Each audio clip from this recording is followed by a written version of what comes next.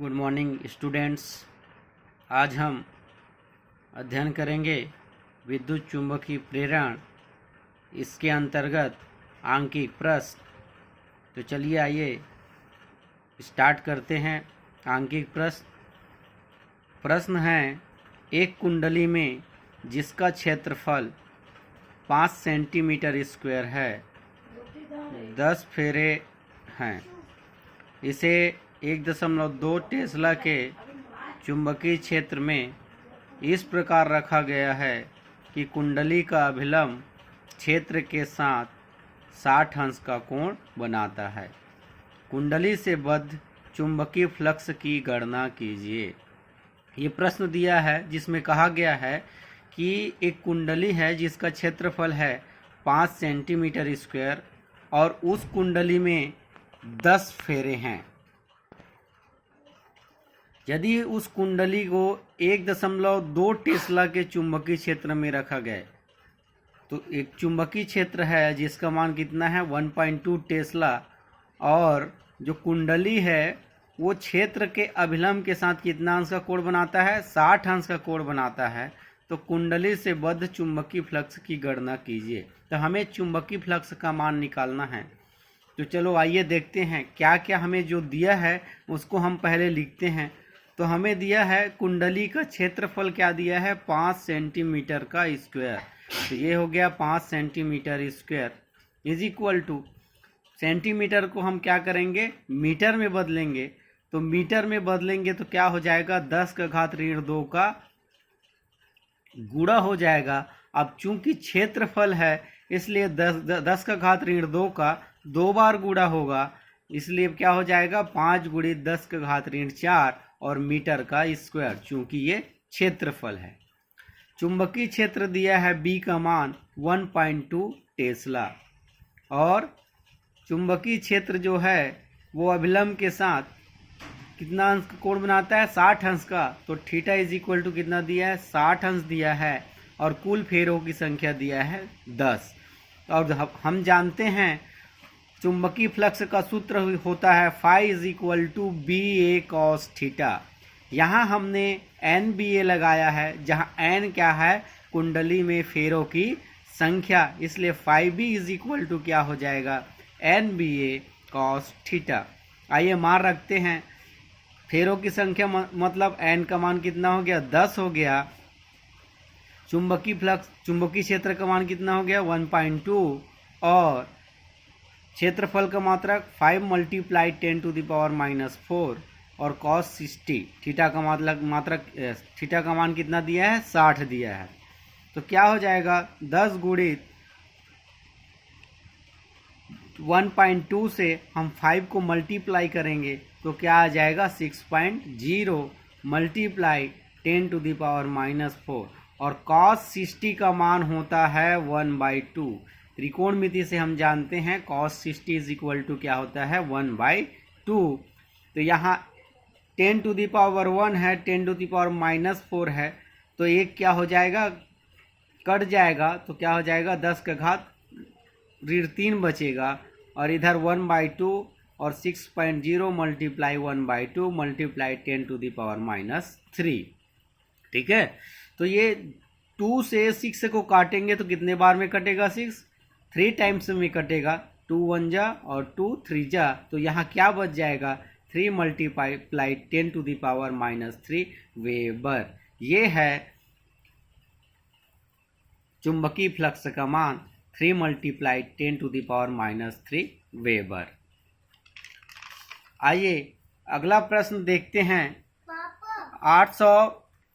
800 फेरों वाली एक कुंडली में 1.5 एम्पियर की धारा प्रवाहित करने पर उसके प्रति फेरों से बद्ध चुंबकीय फ्लक्स 1.5 × 10⁻5 वेबर है। कुंडली का स्वप्रेरकत्व ज्ञात कीजिए। N का मान कितना बोल रहा है 800 फेरे, और धारा कितना बोल रहा है 1.5, और चुंबकीय फ्लक्स का मान दे दिया है 1.5 × 10⁻5 वेबर। तो जो दिया है उसको हम मेंशन करेंगे। क्या दिया है फेरों की संख्या N इज इक्वल टू 800, प्रवाहित धारा का मान दिया है 1.5 एम्पियर और चुंबकीय फ्लक्स का मान दिया है 1.5 गुणित 10⁻⁵ वेबर। तो हमारा सूत्र होता है N∅B = Li। ये स्वप्रेरकत्व से सूत्र होता है। तो यहाँ से L का मान क्या निकल जाएगा, L = N∅B/I, जहाँ N क्या है फेरों की संख्या, ∅B क्या है चुंबकीय फ्लक्स, I क्या है प्रवाहित धारा। तो मान रखें तो 800 गुणित 1.5 गुणित 10⁻⁵ अपॉन धारा का मान 1.5। तो अंश में भी 1.5 है, हर में भी 1.5 है, दोनों एक दूसरे से क्या हो जाएंगे, कट जाएंगे और क्या बचेगा 8 × 10⁻⁻3। यहाँ 10⁻2 जो है 10⁻⁻5 से घट जाएगा, अर्थात 10⁻2 गुणित 10⁻3 और आधार समान 10⁻5 और आधार समान होता है तो घात आपस में क्या हो जाता है, जुड़ जाता है। तो 10⁻2 ऋण 5 तो क्या बचेगा 10⁻3। तो ये आ गया 8 × 10⁻³ हेनरी। अगर हेनरी को हम मिली हेनरी में बदलें तो 10⁻³ का भाग हो जाएगा और ये हट जाएगा यहाँ से, तो क्या बचेगा 8 मिली हेनरी। ठीक है, ये हो गया हमारा स्वप्रेरकत्व L का मान कितना, 8 मिली हेनरी या 8 × 10⁻³ हेनरी। हेनरी जो है स्वप्रेरकत्व का मात्रक होता है। आइए अगला प्रश्न देखते हैं। यदि किसी कुंडली में धारा का मान 1 एम्पियर से 0 तक 1 मिलीसेकंड में घटने पर 4 वोल्ट का विपरीत विद्युत वाहक बल उत्पन्न होता है, तो उस कुंडली का स्वप्रेरकत्व ज्ञात कीजिए। क्या बोल रहा है, कुंडली में धारा का मान पहले क्या था 1 एम्पियर था, उससे कम होकर क्या हो जाता है 0 हो जाता है, और 0 होने में कितना 1 मिलीसेकंड का समय लगता है, और उसके विपरीत कितना विद्युत वाहक बल लगता है 4 वोल्ट का। तो स्वप्रेरकत्व का मान ज्ञात करना है। दिया है विद्युत वाहक बल E 4 वोल्ट और di/dt धारा परिवर्तन की दर समय के साथ परिवर्तित हो रहा है। तो बाद में जो धारा हुआ परिवर्तित और प्रारंभिक धारा था उसमें घटा देंगे तो धारा परिवर्तन कितना हुआ ये हमें मालूम हो जाएगा। तो 0 हुआ, उसके बाद क्या था, प्रारंभ में 1 था, बाद में क्या हो गया 0 हो गया। तो 0 में हम -1 घटा देंगे तो क्या हो जाएगा, धारा परिवर्तन का मान निकल जाएगा। और नीचे dt, और 1 मिली सेकंड बोल रहा है, मिली सेकंड को सेकंड में बदलेंगे तो 10⁻³ क्या हो जाएगा -3 सेकेंड।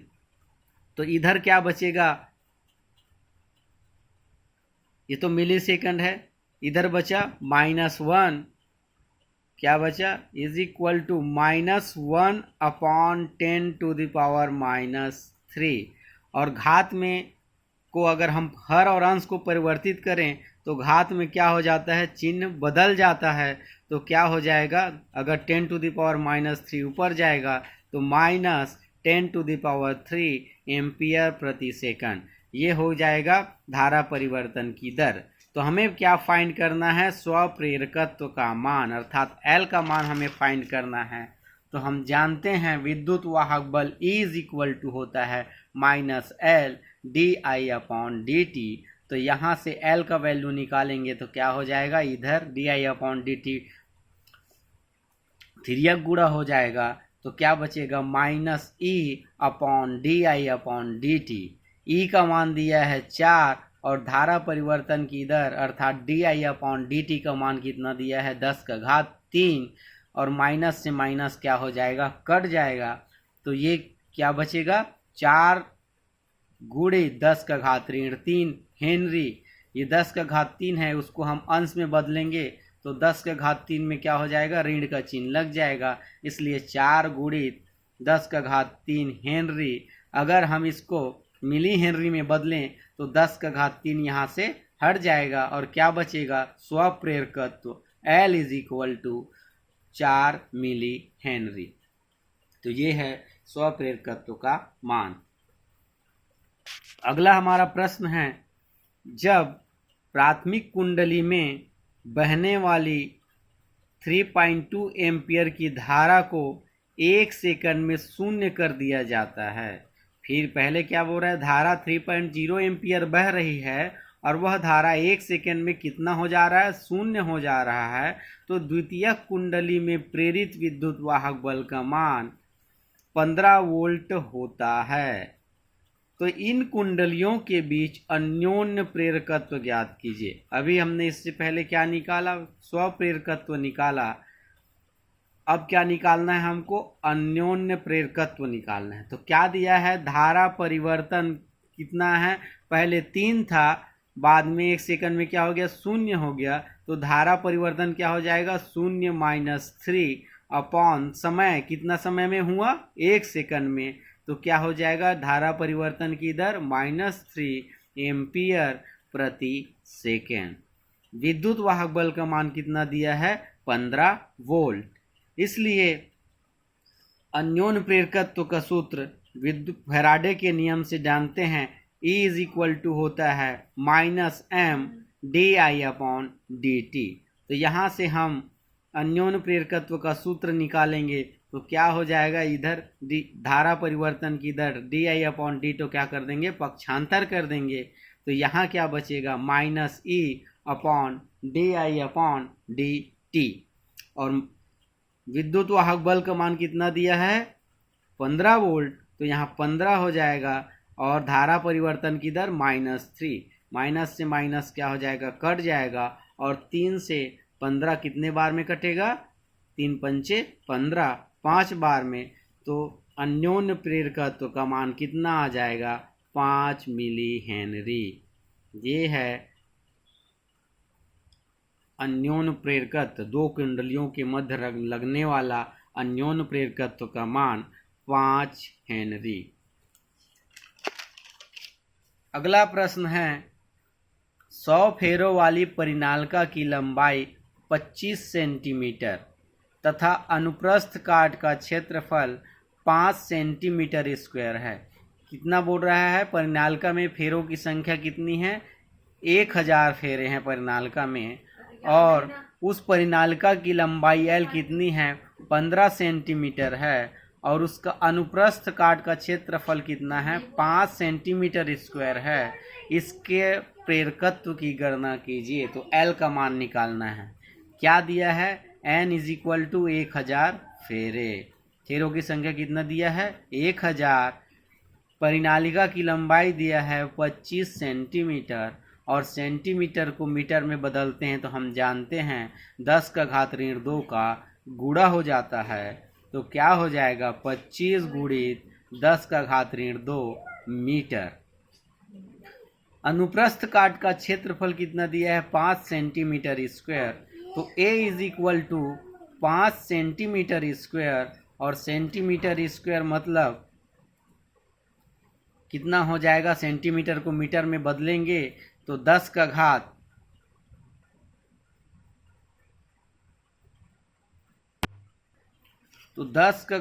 ऋण 4 मीटर स्क्वायर हो जाएगा। अर्थात सेंटीमीटर में मीटर में बदलेंगे सेंटीमीटर को, तो 10 का घात ऋण 2 गुणे 10 का घात ऋण 2 का गुणा होगा, और ये मीटर और मीटर, तो मीटर मीटर का क्या हो जाएगा, स्क्वायर, और 10 का घात ऋण 2 गुणे 10 का घात ऋण 2, तो 10 का घात ऋण 4 मीटर स्क्वायर। तो क्षेत्रफल कितना हो गया, 5 गुणे 10 का घात ऋण 4 मीटर का square. Mu 0 is equal to, अर्थात mu 0 upon 4 pi is equal to हम जानते हैं 10⁻⁻7 होता है। तो हमें क्या निकालना है, म्यू का मान निकालना है। तो म्यू इधर 4 पाई को तिर्यक गुणा कर देंगे, तो म्यू इज इक्वल टू क्या आ जाएगा, 4 पाई गुणे 10⁻⁷। तो यहाँ म्यू 0 का मान कितना आया, 4 पाई मल्टीप्लाई 10⁻⁷ टेस्ला मीटर प्रति एम्पियर। तो हमारा सूत्र होता है स्वप्रेरण गुणांक L is equal to mu zero N square A upon L, जहाँ n फेरों की संख्या है, a क्या है क्षेत्रफल है, और l क्या है परिनालिका की लंबाई। और तो इसलिए क्या हो जाएगा, म्यू ज़ीरो का मान 4 पाई मल्टीप्लाई 10⁻⁻7 मल्टीप्लाई n का स्क्वायर मतलब 1000 का square multiply 5 multiply 10⁻⁻4 upon l का मान कितना दिया है 25 मल्टीप्लाई 10⁻⁻2। यहाँ हमने सभी का मान रख दिया, म्यू का, n स्क्वायर का, a का और l का। अब आइए आगे इसको क्या करते हैं, सॉल्व करते हैं। तो 4 मल्टीप्लाई, हम जानते हैं पाई इज इक्वल टू होता है 3.14, पाई का मान होता है 3.14, तो हमने यहाँ पाई का मान रखा, मल्टीप्लाई 10⁻⁻7 और 10⁻⁻4 दोनों आपस में क्या हो जाएंगे, आधार समान है तो घात आपस में जुड़ जाता है घातांक नियम से। तो ये क्या हो जाएगा 10⁻11, और 1000 का स्क्वायर मतलब 10 का घात 3 है, उसका स्क्वायर करेंगे तो 10 का घात क्या हो जाएगा 6, और यहाँ क्या बचा है 5। तो यहाँ 5 से 25 कितने बार में कटेगा, 5 पंचे 25 मल्टीप्लाई 10⁻⁻2। तो 4 मल्टीप्लाई 3.14 मल्टीप्लाई अब 10⁻11 मल्टीप्लाई 10⁻6, तो आधार समान है तो 10 का घात ऋण 11 और 10 का घात धन 6, तो क्या बचेगा 10 का घात ऋण 5। आधार समान होता है तो घात आपस में जुड़ जाते हैं, तो ये क्या वैल्यू आ गया 10 का घात 5। और इधर क्या बचा 10 का घात ऋण 2 हर में है, इसको अंश में ले जाएंगे तो क्या हो जाएगा 10 का घात 2, घात में चिन्ह बदल जाएगा। नीचे क्या बचा 5, तो आइए हल करते हैं। 4 मल्टीप्लाई अब 10⁻⁻5 मल्टीप्लाई 10⁻2 है, ये भी आपस में क्या होगा घटेगा, तो क्या बच जाएगा 10 का घात ऋण 3 और अपॉन 5। जब हम इसको सॉल्व करेंगे तो क्या बचेगा 2.51 मल्टीप्लाई 10⁻³ हेनरी, ये है स्वप्रेरण गुणांक का वैल्यू। अगर इसको मिली हेनरी में बदलें तो 2.51 क्या हो जाएगा मिली हेनरी, अर्थात 10 का घात जो ऋण 3 है वो हट जाएगा जब हेनरी को मिली हेनरी में बदलेंगे। तो ये हो गया स्वप्रेरण अर्थात विद्युत चुंबकीय प्रेरण के अंतर्गत आंकिक प्रश्न।